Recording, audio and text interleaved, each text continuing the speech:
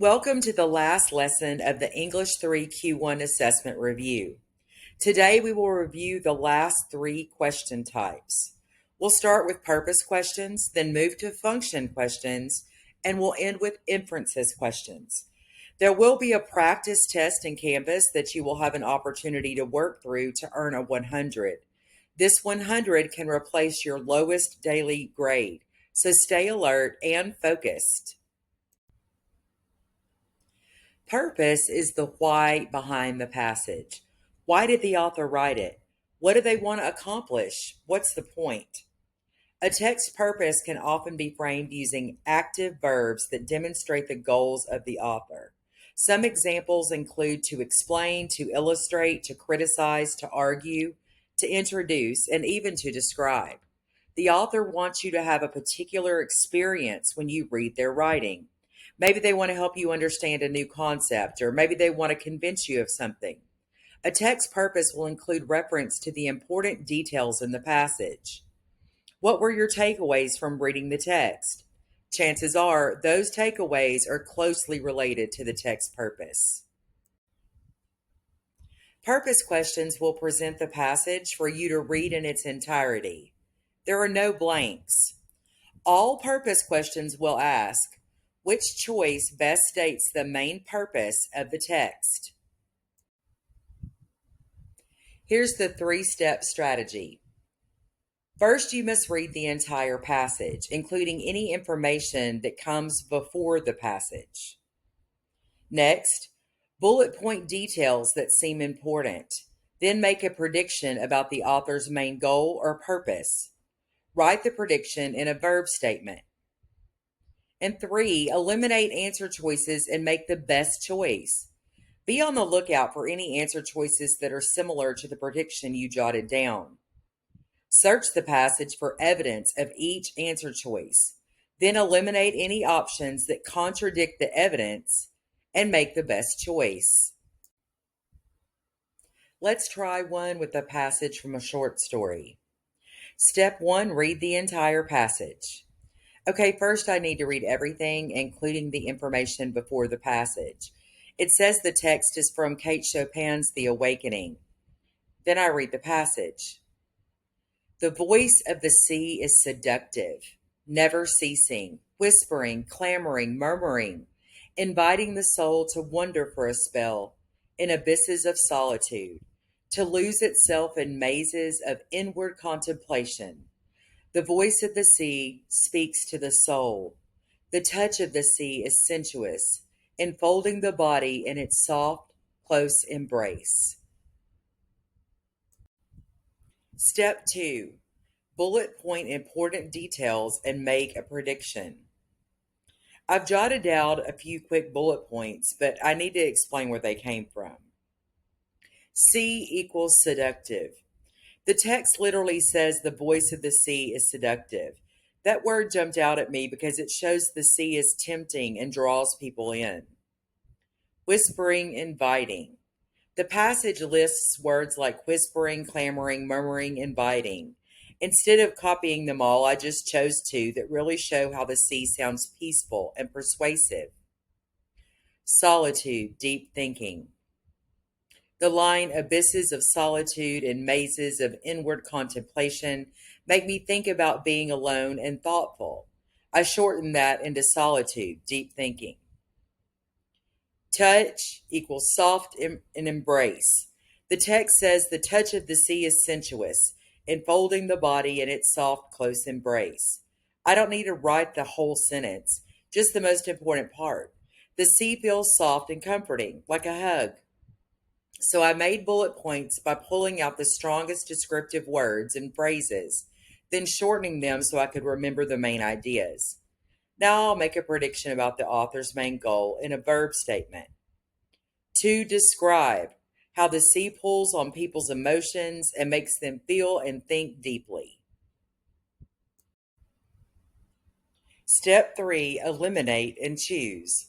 Now I'll check the answer choices one by one so I can make the best choice. A. To show the narrator's frustration with the overpowering force of nature. I don't see frustration anywhere. The sea isn't scary or frustrating, so I'll eliminate A. B.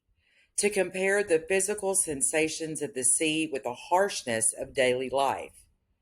The passage doesn't mention daily life at all. It's only about the sea, so I'll eliminate B. C. To explain how the sea provides safety and security in uncertain times. I don't see safety or uncertain times in the text. That doesn't fit. Eliminate C. D. To describe the sea as both alluring and deeply connected to human emotion. This matches my prediction. The bullet points show the sea as seductive, inviting, emotional, and comforting. That fits really well. D is the best choice. Now let's find purpose in a poem. Step 1, read the passage carefully, including the introduction. I notice it's by Langston Hughes, written in 1925. That tells me this is during the Harlem Renaissance, a period when African American writers were celebrating Black culture and history. Now I'm going to read the passage from this poem carefully. I've known rivers. I've known rivers ancient as the world and older than the flow of human blood and human veins. My soul has grown deep like the rivers. I bathed in the Euphrates when dawns were young. I built my hut near the Congo and it lulled me to sleep. I looked upon the Nile and raised the pyramids above it. As I read, I notice the author's tone. Hughes's words feel proud, reflective, and reverent. He isn't just listing rivers, he's celebrating history, heritage, and the deep connections between African identity and human civilization. Paying attention to the tone gives me a clue about the purpose of the poem, even before I look at the answer choices. Step 2, bullet point and predict. I'm going to jot down some quick bullet points. I said speaker feels connected to ancient rivers. Well, the poem says, I've known rivers ancient as the world. That shows the speaker has an almost personal, timeless connection with these rivers. Then I said, the speaker's soul is deep like rivers. The line, my soul has grown deep like the rivers, directly compares the speaker's soul to the depth of rivers, so I shortened that idea. The rivers move toward or arrow speaker's history and culture. The speaker mentions bathing in the Euphrates, building a hut near the Congo, and raising pyramids on the Nile.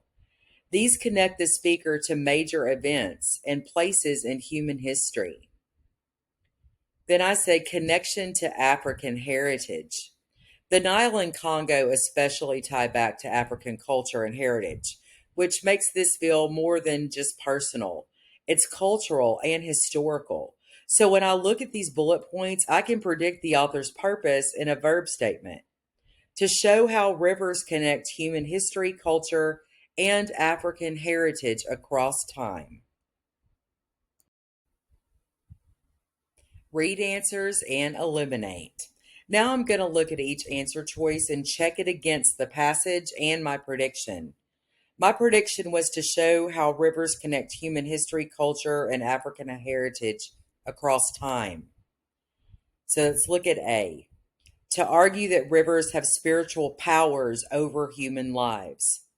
The poem does say the speaker's soul is deep like rivers, but that's more of a comparison. It doesn't argue that rivers have powers or control over people. So A doesn't really fit. Eliminate A. B. To compare different rivers of the world in terms of their size and importance.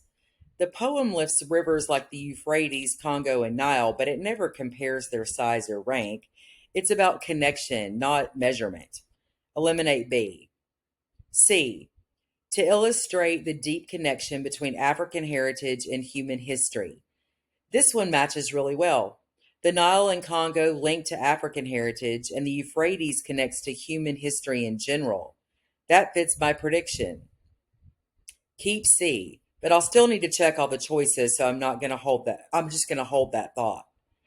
D, to explain the dangers of living near rivers and ancient civilizations. The poem doesn't mention danger at all. It talks about building, sleeping, and connecting to history, not problems or risks. Eliminate D. So the best answer choice is C because it lines up with both the text and my prediction. Now let's examine function questions. These questions want you to focus on just an underlined portion of the passage, but you've got to see how it fits in with the rest of the passage as a whole.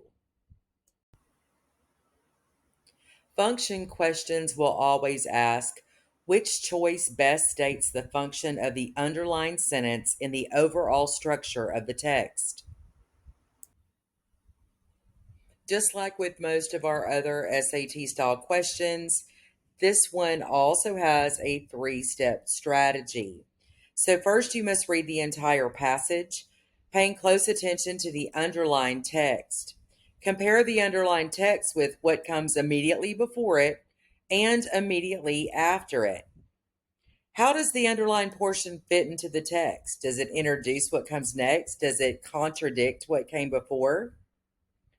2, make a prediction about the function of the underlined text. Write your prediction in a verb statement. Eliminate answer choices and make the best choice.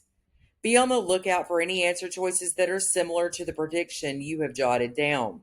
Search the passage for evidence of each answer choice, then eliminate any options that contradict the evidence and make the best choice. Now make sure the choice you select applies directly and specifically just to the underlined portion. Other choices may correctly identify the function of other sentences within the text, so make sure you're looking in the right place. Let's look at autobiographical example. Step 1 says read carefully and compare the underlined text. So I'm just going to read. The following text is adapted from Narrative of the Life of Frederick Douglass, 1845, an autobiography by Douglass, a formerly enslaved man. I would often steal glances at the white children as they learned their letters, wishing I could do the same. Every new word I learned felt like a small victory over the chains that bound me. I treasured each letter, each syllable, and I practiced reading whenever I could, even in secret. Okay, so the underlined sentence is every new word I learned felt like a small victory over the chains that bound me. Okay, let me see how it fits. The sentence before it talks about watching the white children learn their letters and wishing he could do the same. The sentence after talks about treasuring each letter and practicing whenever he could, even in secret. So this underlined sentence feels like it's stepping back and showing me what literacy meant to Douglass. It wasn't just letters, it was like power and resistance and progress toward freedom. It connects the wishing and learning with the practicing treasuring. Step 2 is make a prediction in a verb statement. So this is what I predict. This sentence shows how learning words gave Douglass hope and power in his fight against slavery. That's my quick jot. It emphasizes the importance of learning in his quest for freedom. Step 3 is eliminate answer choices and make your final choice. So let's start with A. A says it emphasizes the importance of education in Douglass's quest for freedom. So yeah, this matches my prediction almost exactly. I'm going to keep it, but I'm going to keep looking at all the choices so I can be certain. B says it compares Douglass's learning to the play of white children. No, the sentence doesn't mention play or comparison. Eliminate. C says it shows the daily challenges of practicing reading in secret. That's more about the next sentence, not this one. The underlined one is about victory, not challenges. Eliminate. And then the option D says it explains why Douglass envied the white children. No, that's the first sentence. The underlined one doesn't explain envy, it explains triumph. So eliminate. So the final choice, the right answer is going to be A here. I want you to notice that SAT is definitely going to try to trip you up there. It's going to talk about other sentences in the answer choices. You've got to stay focused on just the underlined sentence. Okay, we're on our last question type. The last one is inferences questions. Now, inferences questions will provide an unfinished passage that introduces information about an unfamiliar topic. Based on that information, you'll be asked to select the choice that most logically completes the text. The inferences questions will always read, which choice most logically completes the text? Before we get into the strategy, let's look at how to think about inference questions. Inferences questions are all about how we connect information and ideas to create arguments. It can be helpful to think about the components of an argument. We can break arguments into two basic parts: premises and conclusions. Premises are the facts on which an argument is based. When premises are connected, they should provide strong evidence for the argument's conclusion. The conclusion is the heart of the argument. It's the overall claim that the argument's author is trying to support. This strategy for inference questions is all about finding clues and then making a conclusion prediction. So, first, you need to read the entire passage carefully, looking for the important details. Those are the clues, the premises. Then, bullet point any of those premises that you see. You can just do it in shorthand, something that makes sense to you. Then, make a prediction of that conclusion. Jot it down too. Number 3, read every answer choice. Make a note of any answer choices that are similar to what you have jotted down. Search the passage for any evidence of the answer choice and then eliminate any options that are obviously wrong to you. Then choose the best one. Okay, now let's read this question or the passage part of the question, looking for important details. We're on the step 1, read and search for premises. This is a long passage, but some of the passages on SAT are long, so we need it for practice. And you're looking how things are logically, linked together. Let's read. Adaptations to cold temperatures have high metabolic cost. It's expensive in terms of energy use for land, plants, and animals to withstand very cold temperatures. And it gets more expensive the colder it gets, which means that the lower the air temperature, the fewer species have evolved to survive it. This factor, in conjunction with the decline in air temperature with increasing elevation, explains the distribution of species diversity in mountain ecosystems.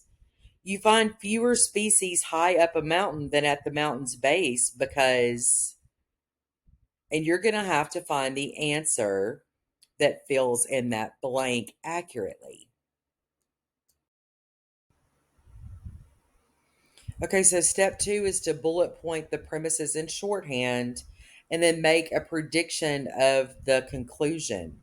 So I've bullet point here, colder equals fewer species survive, and then higher elevation equals colder. So this is like the equations of English, making an inference. It's that logical connection. So my prediction of the conclusion is that fewer species survive at a higher elevation. Step 3 is eliminate answer choices and then choose. So let's start with A. A says there are relatively few environments hospitable to species that are adapted to live in low air temperatures. The passage focuses on species and their adaptations, not the number of environments. It doesn't match well, so eliminate. B says there are relatively few species with the adaptations necessary to tolerate temperatures at high elevations. Okay, yes, this matches my prediction almost word for word. I'm going to keep it, but I still have to examine all the choices. So let's move on to C. Adaptations that allow plants and animals to survive in rocky environments are metabolically costly. The passage never mentions rocky environments, only cold. So this one's irrelevant. I'm going to eliminate it. And then D, some mountain environments are at elevations so high that no plants or animals can survive them. Now, that may be true in extreme cases, but the passage never says none survive, just fewer survive. And you've got to stick with the passage. This is too extreme. I'm going to eliminate it. So the best choice is B. Now it's time for you to take the practice test. We have covered most of the questions that will be on the exam this next week, but there are a few examples of questions that you haven't seen, but you'll get an opportunity to practice these on this Canvas practice test. Remember, if you submit the practice test before your exam next week and you have made a 100, we will replace your lowest or missing daily grade with a 100. So you may take the test as many times as you like. You can keep taking it. You'll see the ones that you got incorrect, and you know that those are the ones that you need to fix. I strongly suggest writing your answer choices down as you go, so you know what you had picked the last time. But yeah, so it's time for you to practice. Good luck, everybody.